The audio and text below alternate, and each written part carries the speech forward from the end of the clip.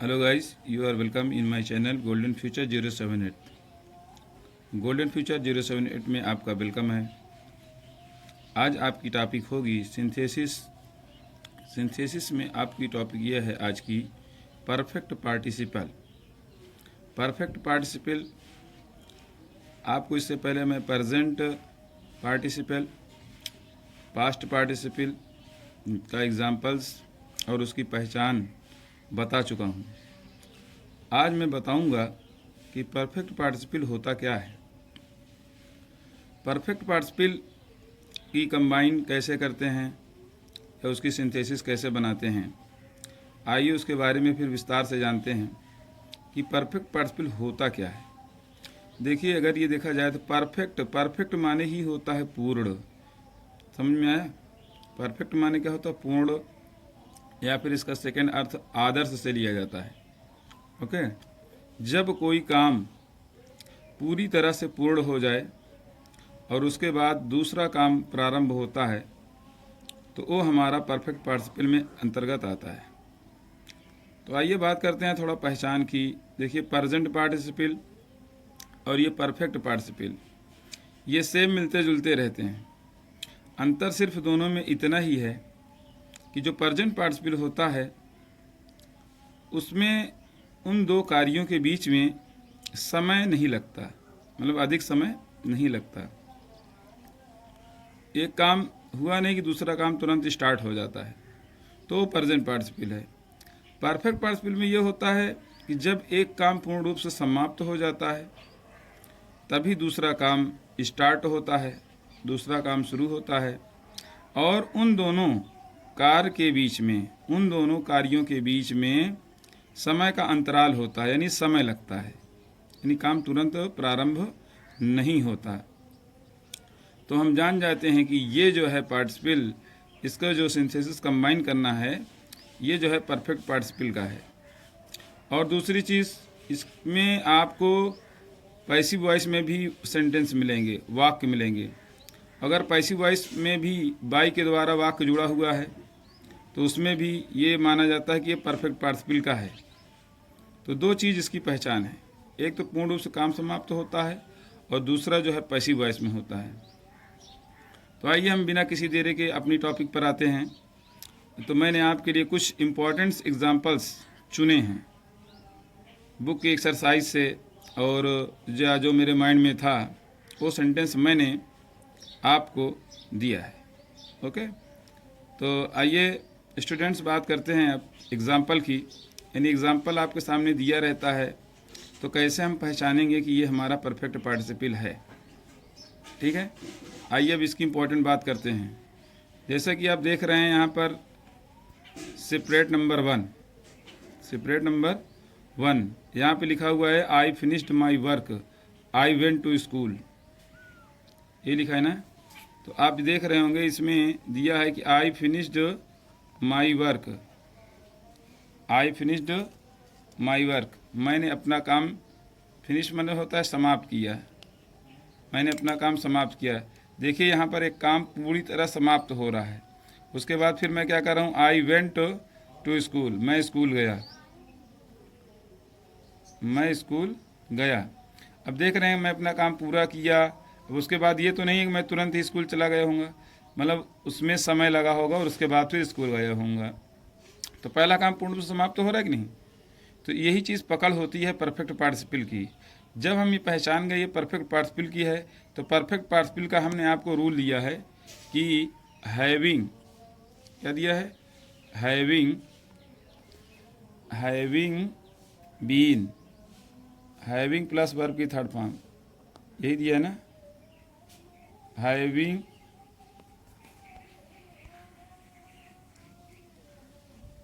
Having plus V3, ये दिया है। और अगर पैसिव वॉइस में होता है तो क्या होता है, हैविंग, उसके बाद बीन, बीन के बाद वर्ब की थर्ड फॉर्म, यही रूल है ना इसका, ये मतलब रूल है। ओके, देख रहे हैं आप, ये इसका रूल है। तो हमने क्या किया है, सबसे पहले क्या कर दिया, हैविंग लगा दिया है। ओके, हैविंग यहाँ पे मैं लगाया हूँ ना, ये देखिए हैविंग लगा है। और उसके बाद फिनिश का थर्ड, हैविंग पास वर्ब की थर्ड फॉर्म आएगी, ठीक है, हैविंग, क्योंकि फिनिश का सेकंड फॉर्म थर्ड फॉर्म दोनों सेम है। Finished my work I went to school, यानी काम समाप्त कर चुकने के बाद मैं स्कूल चला गया, ये इसका हिंदी अर्थ होता है। उसके बाद दूसरा सेपरेट दिया गया है आपको कि the servant swept the room he went out, यानी नौकर ने कमरे का झाड़ू लगाया, ही वेंट आउट वो बाहर चला गया, यानी झाड़ू लगाया, यानी काम समाप्त कर दिया, उसके बाद वो चला गया। फिर उसके बाद जब हमें पता ये चला कि हमारा परफेक्ट पार्टिसिपल का ही है, तो हमने क्या किया, फिर उसके लिए हैविंग लगा दिया। स्वीप का थर्ड फॉर्म स्वेप्ट होता है, वो भी लगा दिया। Having swept the room the servant went out, ठीक है, having swept the room the servant went out. फिर उसके बाद तीसरी सेपरेट की बात करते हैं। तो तीसरा सेपरेट हमने आपको दिया, he wrote a letter he posted it, उसने एक पत्र लिखा और उसने इसे डाक में डाल दिया, पोस्ट कर दिया। तो पत्र लिखने का काम जो है समाप्त हुआ, फिर उसके बाद वो पोस्ट करने जा रहा है ना, तो इसलिए हम पकड़े कि हमारा परफेक्ट पार्टिसिपल है। तो हैविंग हमने लगा दिया। राइट का थर्ड फॉर्म देखिए यहाँ पे रिटेन है, यहाँ सेकंड फॉर्म रोट है ना, तो हैविंग के बाद हमको रिटेन लगाना है, ठीक। इन चीज़ पर आप ध्यान देंगे, having written a letter comma he posted it. Okay, फिर उसके बाद आइए हम चौथे सेपरेट की बात करते हैं। चौथा सेपरेट हमने आपको क्या दिया है, Mohan finished his homework he went out, Mohan ने अपना घर का काम समाप्त किया और वो बाहर चला गया। तो यहाँ आप देख रहे होंगे मोहन ने काम समाप्त किया, यहाँ भी है, तो हैविंग लगा दिया हमने, फिनिश थर्ड फॉर्म लगा दिया, उसके बाद हिज होमवर्क कामा करके यहाँ हमने क्या कर दिया, Mohan went out, Mohan went out. जब दूसरा वाक्य हम जोड़ते हैं ना, तो उसमें कामा लगा के फिर जो है वो वाक्य शो करते हैं, ताकि इसे पता चलता है कि दूसरा वाक्य यहीं से ज्वाइंट हुआ है। कामा क्या करता है, वाक्य को थोड़ा पृथक तो कर देता है, लेकिन पूर्ण रूप से समाप्त नहीं करता जब तक कि फुल स्टॉप का प्रयोग ना किया जाए, ठीक है। तो इसलिए कॉमा लगा दिया जाता है कि वाक्य थोड़ा अलग भी दिखे और जो है एक ही वाक्य हो रहता है। कामा जो है सिर्फ थोड़ा पृथक करता है और उसके बाद जो है एक ही वाक्य होगा वो आपका, और फुल स्टॉप तक जाएगा। फुल स्टॉप जब तक होगा नहीं तब तक वो दूसरा वाक्य स्टार्ट नहीं होगा। आप सेपरेट में देख रहे होंगे कि दो दो फुल स्टॉप दिया गया है ना, जैसे मोहन फिनिश्ड हिज होमवर्क के बाद फुल स्टॉप है, फिर उसके बाद ही वेंट आउट। लेकिन जो हमने कंबाइन किया है, कंबाइन में एक ही फुल स्टॉप आएगा लास्ट में, बीच में कोई फुल स्टॉप नहीं लगेगा। हाँ, कामा का प्रयोग हो सकता है, ठीक। आइए अब फिर बात करते हैं, वो पांचवा सेपरेट मैंने आपको क्या दिया है, she completed her work she went to market. She completed her work, उसने अपना काम पूरा किया, वो बाजार चली गई। तो having completed her work she went to market, ठीक है, having completed her work she went to market. अब फिर आइए बात कर लेते हैं सिक्स नंबर सेपरेट हमने आपको दिया है, ये पैसिव वॉइस में है और सिर्फ पैसिव वॉइस आपको परफेक्ट पार्टिसिपल में ही मिलेगा, या तो फिर मिलता है नॉमिनेटिव एब्सोल्यूट में, और वहाँ बाई से नहीं शो किया जाता है, खाली हेल्पिंग वर्ब के बाद थर्ड फॉर्म लगा दिया जाता है, समझा जाता है कि पैसिव में है। लेकिन यहाँ पर आपको बाई भी देखने को मिलेगा। अगर आपको बाई देखने को मिल रहा है और उसका सिंपल दिया गया है, तो आप देखिएगा एक बार, हो सकता है परफेक्ट पार्टिसिपल का ही होगा वो, मोस्टली यही उसकी पहचान है कि वो परफेक्ट पार्टिसिपल का ही है। और अगर बाई नहीं दिया गया है, सब्जेक्ट अलग अलग है और वर्ब की थर्ड फॉर्म दिया गया, तो नॉमिनेटिव एब्सोल्यूट का होगा। और अगर सब्जेक्ट एक है, जैसे द कैप्टन, उसके बाद ही और उसके बाद बाई लगा है, तो मैं 100% कहता हूँ कि ये जो है परफेक्ट पार्टिसिपल है। क्या है ये परफेक्ट पार्टिसिपल 100%। अगर सब्जेक्ट जैसे द कैप्टन और ही, कैप्टन के लिए ही यूज किया गया है ना यहाँ पर, तो एक ही माना जाएगा, सब्जेक्ट अलग नहीं है। जब वाक्य अलग होगा तो फिर वो उसमें चला जाएगा नॉमिनेटिव एब्सोल्यूट में। ये दोनों मिलते जुलते हैं, हेल्पिंग वर्ब भी दोनों की सेम है, सिर्फ अंतर इतना है कि यहाँ सब्जेक्ट सबसे पहले हैविंग लगा दिया जाता है और वहाँ पर सब्जेक्ट के बाद लगाया जाता है। इतना ही का डिफरेंस है दोनों में, इसलिए इसको बहुत ध्यान से आपको समझना होगा, क्योंकि नॉमिनेटिव एब्सोल्यूट और परफेक्ट पार्टिसिपल एक दूसरे से बिल्कुल टच करते हैं, लेकिन सिर्फ अंतर उसमें यह है कि उनका सब्जेक्ट अलग है और इनका सब्जेक्ट एक होता है। तो अभी मैंने आपको बताया ना कि अगर सब्जेक्ट एक है और बाई पैसिव वॉइस में वाक्य आया हुआ है, तो समझ जाइए, मैं कह रहा हूँ 100% मैं कह रहा हूँ कि ये वाक्य परफेक्ट पार्टिसिपल होगा। ये वाक्य या अदर कोई भी वाक्य अगर ऐसा आ गया तो, ठीक है। देखिए सिंथेसिस की सबसे बड़ी पकड़ होती है उसको पहचानना वाक्य को। अगर आप वाक्य को पहचान जा रहे हैं तो उसके बाद तभी तो आपको जो रूल बताया गया है कि इसके साथ having plus V3 verb with form लगेगी, having plus been plus verb with form लगेगी। देखिए रूल तो आपको याद करना ही है, लेकिन आपको ये पता होना चाहिए कि उस रूल का प्रयोग कहाँ पे करना है। मोस्टली स्टूडेंट्स को यही प्रॉब्लम होती है। कुछ बच्चे कहते हैं कि सर हमको रूल भी याद है लेकिन हम वाक्य को पकड़ नहीं पाते, कैसे जानेंगे कि हम ये हमारा है। तो देखिए ये प्रैक्टिस के ऊपर डिपेंड करता है, और आपको ये बताया जाता है तो आप जब हर तरीके से वाक्य का हर तरीके से सेंटेंस कर लेंगे तो आपको वाक्य पकड़ना ऑटोमेटिक ही आ जाएगा, खुद ही आप वाक्य देखते ही बता देंगे ये इसमें का है। लेकिन जब तक आपको सब रूल की जानकारी नहीं होगी, सभी रूल की, तब तक आप बताइए कैसे जानकारी कर सकते हैं। तो देखिए मैंने ये बता दिया ना कि 100% में परफेक्ट पार्टिसिपल होगा।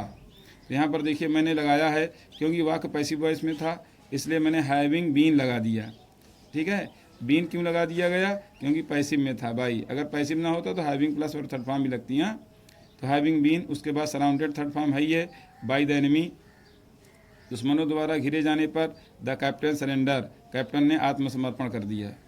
ठीक है, having been surrounded by the enemy, the captain surrendered. आइए बात करते हैं सातवां सेपरेट क्या हमने दिया आपको। ये भी पैसिव में ही है, क्योंकि 5 तक मैंने जो है मतलब एक्टिव में दिए थे, और उसके बाद 6, 7, 8 3 मैंने पैसिव में दे दिया, क्योंकि उसमें पैसिव वॉइस वाला वाक्य आता है, ज़रूर आता है। तो आइए मैंने सेंटेंस जो दिया उसको मैं बताता हूँ आपको। The boy was beaten by the teacher he went home, लड़का अध्यापक द्वारा पीटा गया और घर चला गया। तो having been beaten by the teacher, the boy went home, having बाद बीन लगा दिया गया, और बीटन थर्ड फॉर्म इसमें भी दिया गया है। ठीक है, तो beaten by the teacher, the boy went home, अध्यापक द्वारा पीटे जाने पर लड़का घर चला गया। फिर 8वां सेपरेट हमारा ये है, Sohan was beaten by his enemy, Sohan अपने शत्रुओं द्वारा पीटा गया। He went to the police station, वह पुलिस स्टेशन चला गया। कहाँ चला गया, पुलिस स्टेशन चला गया। तो having been beaten by his enemy, having been beaten by his enemy, उसके बाद Sohan went to police station, Sohan police station चला गया। तो आइए स्टूडेंट्स, मैं समझता हूँ कि आज की जानकारी बस यहीं तक।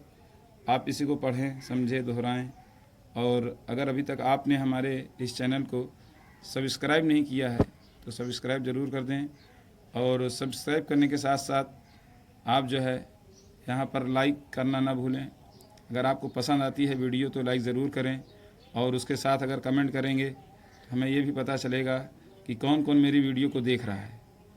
जो लोग वीडियो को देखेंगे, कमेंट करेंगे बराबर, तो अगर कभी वो कुछ और कमेंट कोई चीज़ पूछते हैं वीडियो पर तो मैं उनका रिप्लाई ज़रूर करूँगा। अगर उन्होंने कभी कमेंट किया ही नहीं है, मैं उनको जानता ही नहीं कौन है वो, कैसे हैं, तो एक बार रिप्लाई देने में भी आदमी को हेजिटेशन होगा। लेकिन अगर आप बराबर कमेंट करते रहेंगे तो हमें पता चलेगा कि आप हमारी वीडियो को देख रहे हैं, और ये भी होप करता हूँ कि आप सब्सक्राइब और लाइक भी किए होंगे। बस इसी के साथ थैंक्स। आप इसको देखें, इसका पूरा फ़ायदा उठाएं, और नेक्स्ट मिलते हैं फिर अब आपको हम नेक्स्ट वीडियो में। थैंक्स।